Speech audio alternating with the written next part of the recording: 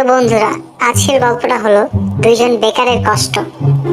স্ক্রিনে যাকে দেখছেন ও হলো ইরফান। ও অলস কিন্তু বড় বড় স্বপ্ন দেখে। আর এখন যাকে দেখছেন সে বাস্তববাদী কিন্তু অলসতার কারণে কিছুই করে না। তো চলুন শুরু করা যাক আমাদের আজকের গল্প। আরে ভাই এমন একটা পুরান বাসায় আইলাম, একে তো বাইরে প্রচন্ড গরম, একটু ফ্যানও চলতেছে, জীবনটা পুরো শূন্য হয়। কেমন তুই কি মোবাইলের ব্যালেন্স শেষ করে ফেলেছিস?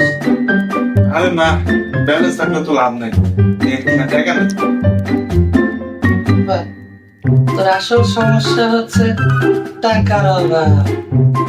না, আসল সমস্যা হচ্ছে টাকার উৎস নেই। তাহলে একটা চাকরি খুঁজে নে। চাকরি? আমি কেন ছোট মানুষ, আমি নিজের তো একটা কোম্পানি করবো। বাহ, দারুণ তো।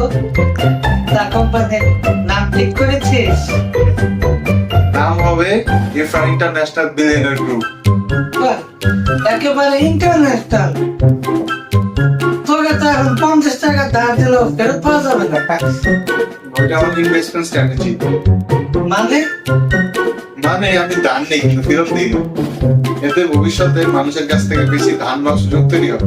বাহ, তোরা তো নোবেল পুরস্কার দেওয়ানোর দরকার এই বোকা অর্থনীতি আবিষ্কারের জন্য। তুমি মজা করো না, আসলে আমি সফল হবো। ঠিক আছে, তো সফলতা যদি দেখি তাহলে আমি চাকরি ছেড়ে দেবো। চাকরি? তোমার কি চাকরি আছে? আরে না, আমি তো চাকরি খুঁজেই না। না, আমি তো জানি তুই আমার চাকরি দিবি। তুমি আমার কোম্পানির প্রথম কর্মচারী। ঠিক আছে, তো বেতন কত দিবি? এখনো কোম্পানি খুলি নাই, একটু ধৈর্য ধরো। চল, ধৈর্য ধরার জন্য আমরা একটু ঘুমিয়ে নিই। চল। Okay.